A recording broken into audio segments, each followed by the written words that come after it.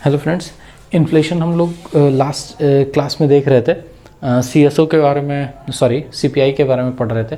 Actually video बहुत ज़्यादा hectic लंबा हो जाता है, इसलिए मैंने उसे रोक दिया। हम लोग CPI तक ऑलमोस्ट देख ही चुके थे। आज CPI का थोड़ा सा डिटेल देखेंगे और PPI देखेंगे और फिर आज इन्फ्लेशन को ओवर कर लेंगे हम लोग। जो दो चार टर्मिनोलॉजीज़ है जो इंपॉर्टेंट है इन्फ्लेशन चैप्टर में, जो आता है कई बार एग्जाम में, वो हम लोग देख के इस चैप्टर को ख़त्म करेंगे इन्फ्लेशन। ठीक है, चलिए स्टार्ट करते हैं।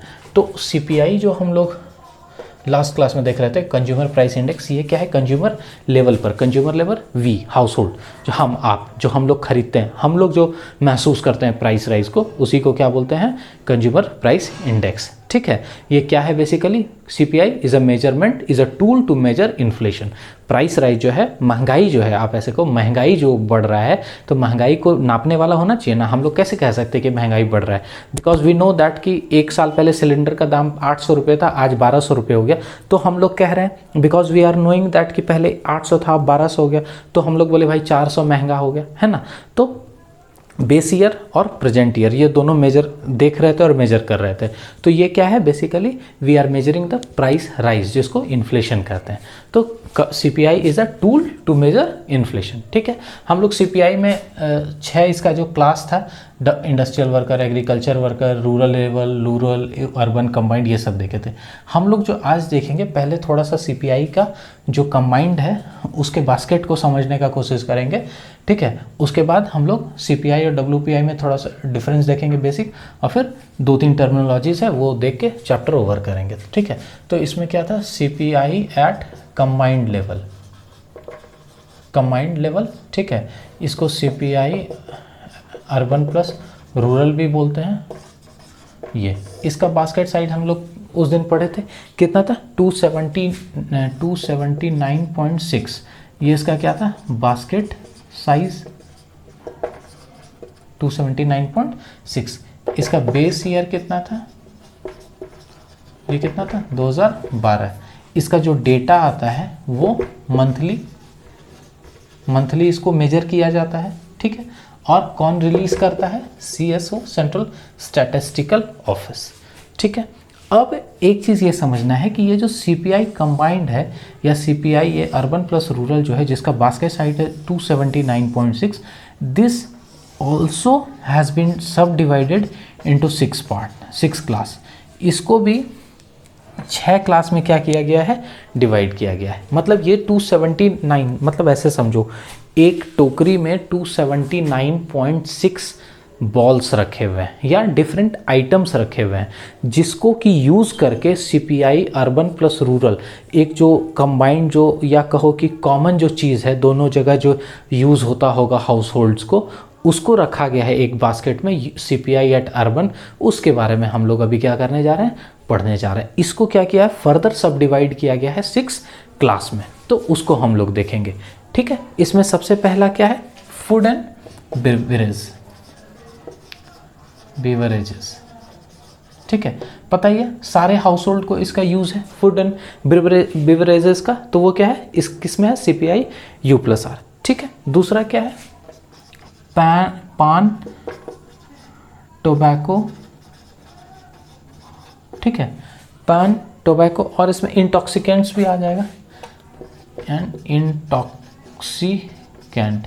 ये भी क्या है? कॉमन है, जो रूरल लोग और अर्बन लोग वो यूज़ कर रहे हैं। मतलब एकदम, मतलब ऐसे लेमैन के भाषा में समझना है कि है क्या, कि ऐसे समझाना है किसी को कि हम अर्बन लेवल पर और रूरल लेवल पर जो डेली यूज़ में हम लोग चीज़ों को लाते हैं, वही उसका जो हम लोग प्राइस राइज चेक करते हैं, वो किसके अंदर? CPI कंबाइंड के अंदर। ठीक, तो ये क्या हो गया?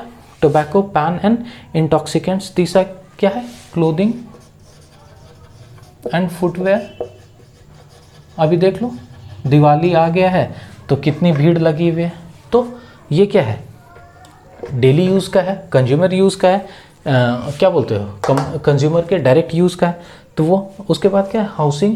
हाउसिंग फॉर ऑल, सबको घर चाहिए, सबको घर देना है, तो housing is another important one. उसके बाद फ्यूल एंड, इसको क्या बोलते हैं? फ्यूल एंड लाइट, वो लाइट, ऐसे करो, 1 2 3 4 5 फ्यूल एंड या 5 लाइट, ये क्या है 5th one, and last one is miscellaneous, जो कुछ बचा सब डाल दो मिसलेनियस। ठीक है, तो ये बेसिक 6 है। ये क्या है, फिर से मैं बता रहा हूँ ये क्या है, क्यों हम लोग इसको अलग से पढ़ रहे हैं, बिकॉज ये एक आम जनमानस के डेली यूज़ का चीज़ है, जो एक आम जनमानस रोज़ खरीदता है, फूड्स, बेवरेजेस, ठीक है, उसके बाद घर बनाने की सोचता है, तो इसलिए हम लोग इसको अलग से पढ़ रहे हैं। इसके अंदर इसका बास्केट साइज कितना है 279.6, ठीक है। अब ये जो है फूड एंड बेवरेजेस, ये इसमें से कितना है 45.86%, लगभग 46% क्या है फूड एंड बेवरेजेस। ये क्या है पान टोबैको 2.38%, पान टोबैको 2.38%। अगर क्लोथिंग को देखिएगा तो ये कितना होता है 6.53%, ठीक है। उसके बाद हाउसिंग कितना है 10.07%, ठीक। उसके बाद फ्यूल एंड लाइट 6.8%। उसके बाद लास्ट मिसलेनियस जो बच गया, कितना बच गया 28.32%, ठीक है।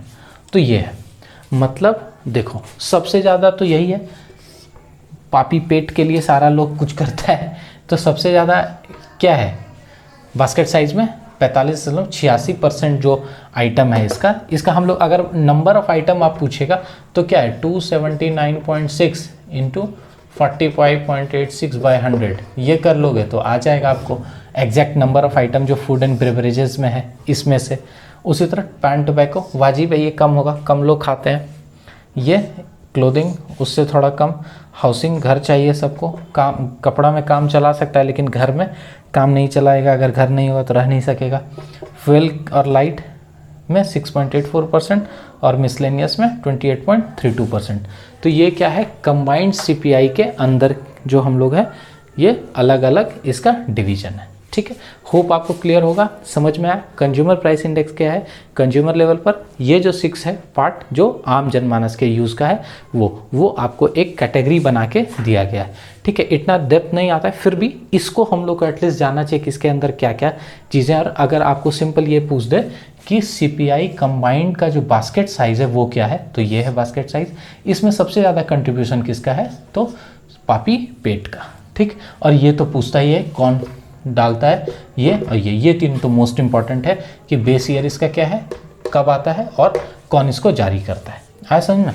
अब हम लोग चलेंगे लास्ट सीपीआई और डब्ल्यूपीआई को करेंगे, थोड़ा सा दोनों का डिफरेंस देखते हैं।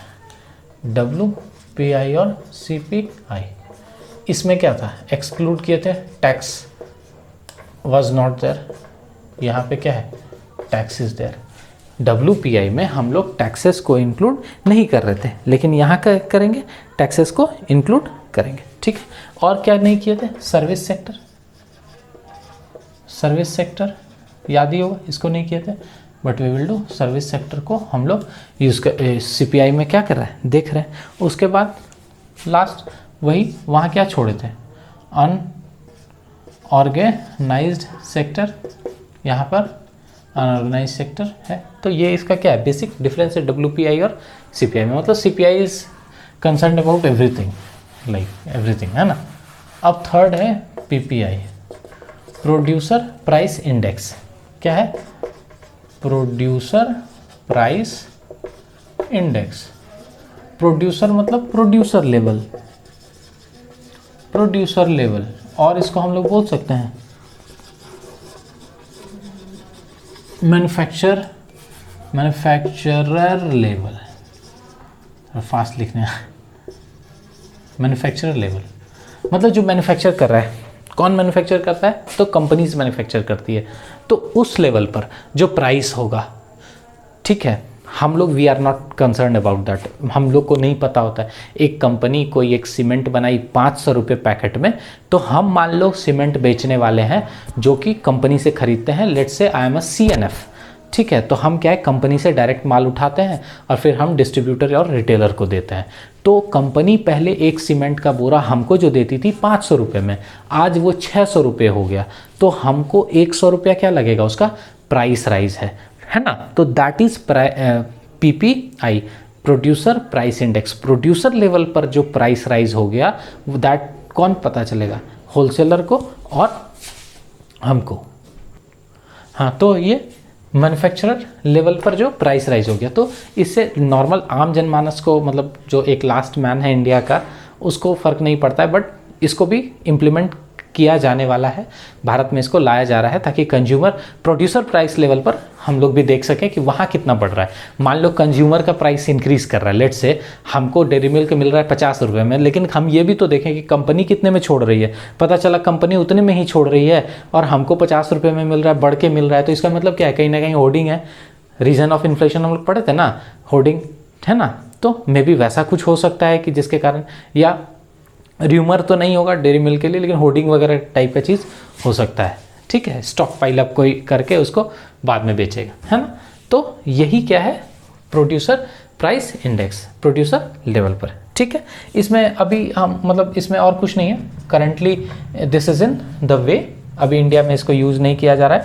बस एक चीज़ इंपॉर्टेंट है कि अगस्त 2014 में जो है ना, जो डिपार्टमेंट DIPP जो है, DIPP department of industrial policy and promotion, ठीक है ना, इंडस्ट्रियल पॉलिसी एंड प्रमोशन जो है, ये एक क्या बोलो, एक ग्रुप सेटअप किए हैं, एक कमिटी जैसे होता है ना, उसी तरह एक ग्रुप सेटअप किया है, जो कि गोलदार जो सर हैं उसके अंडर। ठीक है, कौन, BN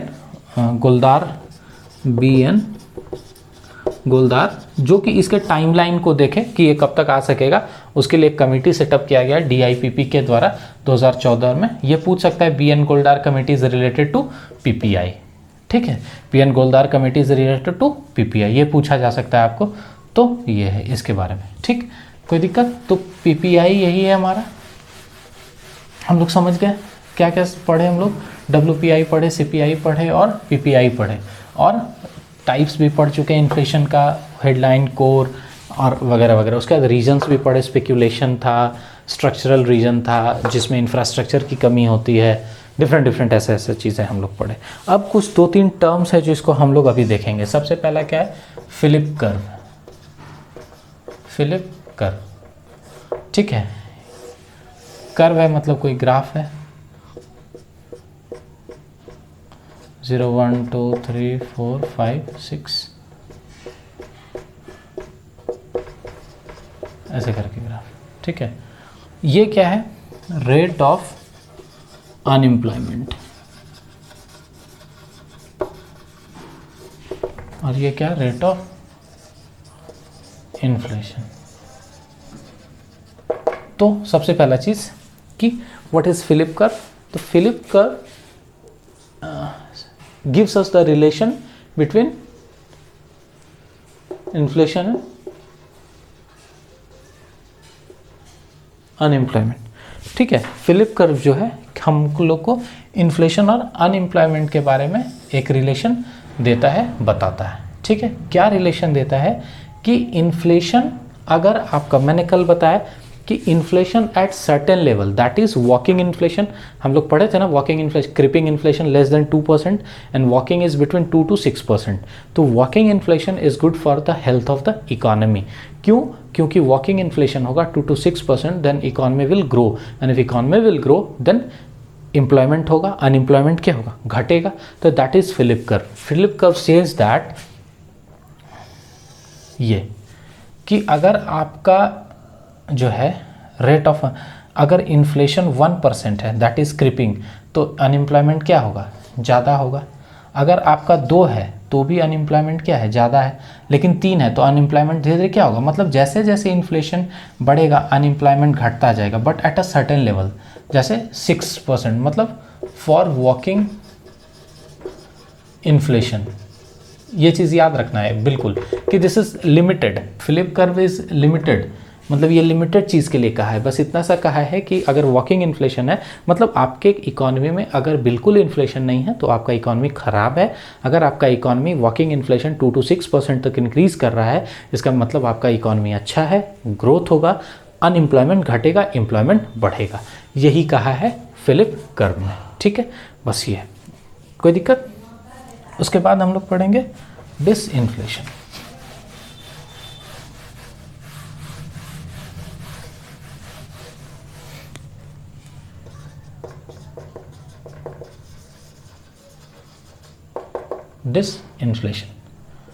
डिसइंफ्लेशन क्या है? Reduction in rate of inflation. ठीक है, जो इन्फ्लेशन था उसके रिडक्शन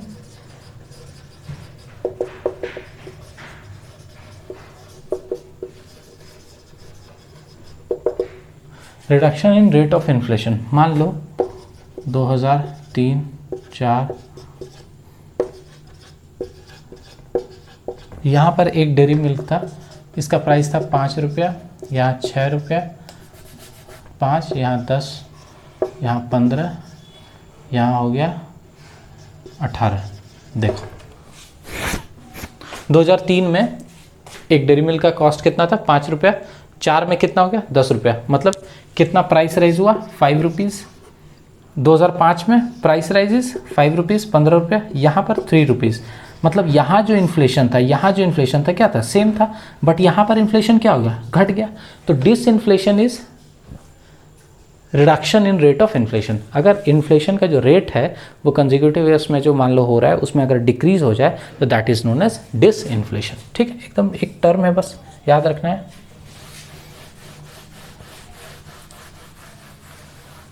उसके बाद हम लोग देखते हैं आगे। अब इसके बाद क्या है? डिफ्लेशन। ठीक है, ये थर्ड टर्म है। डिसइन्फ्लेशन, इन्फ्लेशन के रेट में घटना। Deflation is opposite of inflation.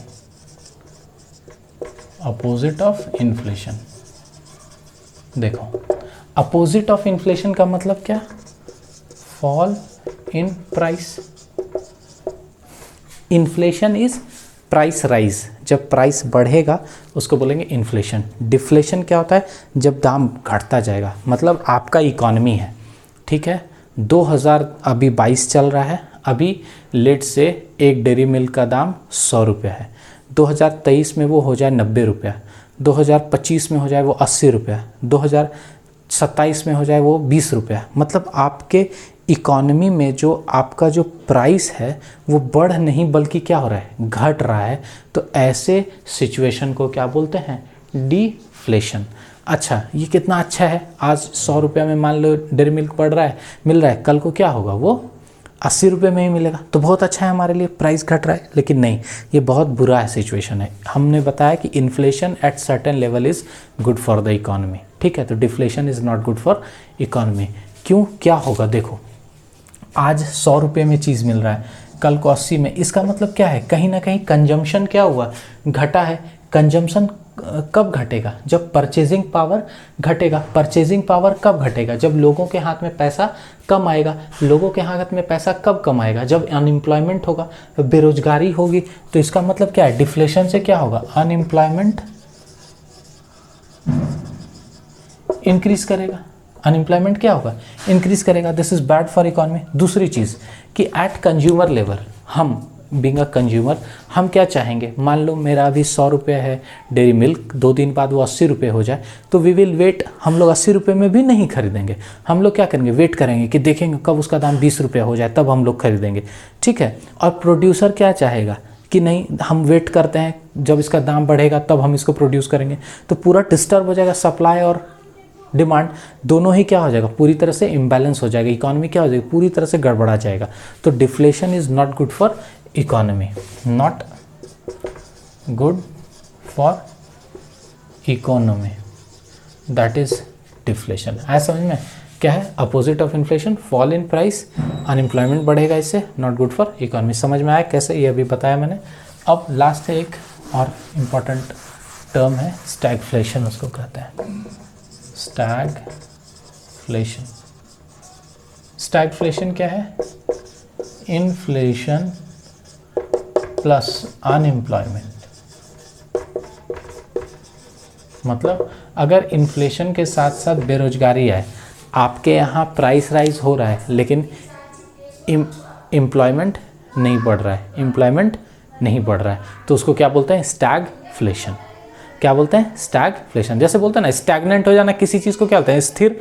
तो दोनों चीज़ें, स्टैग्नेंट क्या है, स्टैग्नेंट हो गया, एम्प्लॉयमेंट स्टैग्नेंट हो गया मतलब अनएम्प्लॉयमेंट होना शुरू हो गया, और इन्फ्लेशन से लिए फ्लेशन, तो stagnant plus inflation is Stag, क्या, स्टैगफ्लेशन, ऐसा समझो, stagnant plus inflation is stagflation. मतलब स्टैगफ्लेशन मतलब इन्फ्लेशन, और स्टैग्नेंट, व्हाट इज स्टैग्नेंट, तो स्टैग्नेंट क्या है यहाँ पर, एम्प्लॉयमेंट। एम्प्लॉयमेंट इसका मतलब क्या है, अनएम्प्लॉयमेंट हो गया। ठीक है, आज समझ में कोई दिक्कत, तो यह है स्टैगफ्लेशन। अच्छा एक चीज़ थोड़ा सा 2-3 मिनट आपका लेता हूँ, हम लोग इतने चीज़ को पढ़ लिए। अब सिंपल से अगर आपको मेंस में ये क्वेश्चन आ जाए कि stagflation is good for an economy और bad for an economy, please explain, तो आप क्या एक्सप्लेन करोगे। बहुत सिंपल तरीके से आप इसको लिख सकते हो कि स्टैगफ्लेशन जो है इज़ क्या बोलते हैं उसको, इज़ अ टाइम और is a situation where the inflation will be on rise and unemployment will be on rise with inflation। जहाँ इन्फ्लेशन भी बढ़े और अनएम्प्लॉयमेंट भी बढ़े, तो वैसे फेज में क्या होगा, उसको हम लोग कहते हैं stagflation. How this is bad for an economy, कि आपकी चीज़ों का दाम बढ़ता जा रहा है और गरीब अनएम्प्लॉयमेंट भी बढ़ता जा रहा है, मतलब लोगों के पास एम्प्लॉयमेंट नहीं होगा, तो हम लोग क्या बोलेंगे, it implies that the people do not have the power of purchasing anything. Purchasing power capacity क्या हो जाएगा, बिल्कुल डिक्रीज़ करता जाएगा, और लोग परचेज नहीं करेंगे तो प्रोड्यूसर प्रोड्यूस नहीं करेंगे। जब प्रोड्यूसर प्रोड्यूस नहीं करेंगे तो क्या होगा कि हमारे इकोनॉमी में चीज़ें और घटती चली जाएगी और सप्लाई कम होने लगेगा। सप्लाई कम होगा तो उसके कारण क्या होगा, इन्फ्लेशन और बढ़ेगा, क्योंकि जिसके पास है वो उसको ज़्यादा रुपए में देके खरीदने की कोशिश करेगा, प्राइस राइज और तेज़ी से हो जाएगा। तो ओवरऑल ये इकोनॉमी का जो स्ट्रक्चर है वो क्या कर देगा, पूरी तरह से ख़राब कर देगा, ध्वस्त कर देगा। तो this is how stagflation if impacts our economy. ऐसा समझ में, तो इस तरह से हम लोग लिखेंगे, लिंक करेंगे एक दूसरे को। ठीक है, कोई दिक्कत समझ में आ रहा है ना। तो ये हमारा इन्फ्लेशन का चैप्टर यहाँ पर समाप्त हुआ। ठीक है, कथा समाप्त हुई, शंख बजाइए और अपने अपने घर को जाइए। ठीक है, ऐसे नहीं जाना है, सब्सक्राइब कर लाइक बटन दबा के जाना है, मतलब बिना प्रसाद खाए नहीं जाना है, समझे ना, बात यही है। तो इन्फ्लेशन चैप्टर खत्म हुआ, अब हम लोग आगे बढ़ेंगे इकोनॉमिक्स में। देखता हूँ नेशनल इनकम करेंगे या अनएम्प्लॉयमेंट, एक छोटा सा चैप्टर है उसको भी पढ़ सकते हैं, और हमारा एक टैक्सेशन भी छूटा हुआ है, तो जो एक चैप्टर होगा हम उसको उठाएंगे। कोशिश करेंगे हम लोग कि इसको 10 दिन के अंदर इकोनॉमिक्स ख़त्म कर दें, ताकि हमारा जो अपकमिंग बीपीएससी का एग्ज़ाम है, जेपीएससी का एग्ज़ाम है, और एसएससी मेंस या एसएससी का भी जो एग्ज़ाम होने वाला है, जिसमें जनरल स्टडीज़ अब बहुत इंपॉर्टेंट हो गया, वहाँ पर हम इसको कर सकें। इकोनॉमिक्स आपको इसलिए भी ज़्यादा ज़रूरी है समझना कि अगर आप अच्छा स्कोर करना चाहते हो ना, तो जैसे कहीं पर भी, जैसे एसएससी है उसमें इंग्लिश आया, पैसेज वगैरह आया, तो वहाँ पर नॉर्मली जो अच्छा जो पैसेज वगैरह दिया रहता है वो इकोनॉमिकल टर्म्स में ही दिया रहता है। वैसे ये टर्म्स आपको वहाँ पर बहुत मदद नहीं करेगा, वहाँ पर आपको इंग्लिश पैसेज कम्प्रीहेंशन है, लेकिन बट फिर भी इससे फेमिलियर होने से अच्छा रहता है। और इकोनॉमिक्स थोड़ा टफ लगता है लोगों को, इसलिए हमने इसको स्टार्ट किया है, फिर हम लोग आगे बढ़ेंगे दूसरे सब्जेक्ट्स पर। Okay, thank you.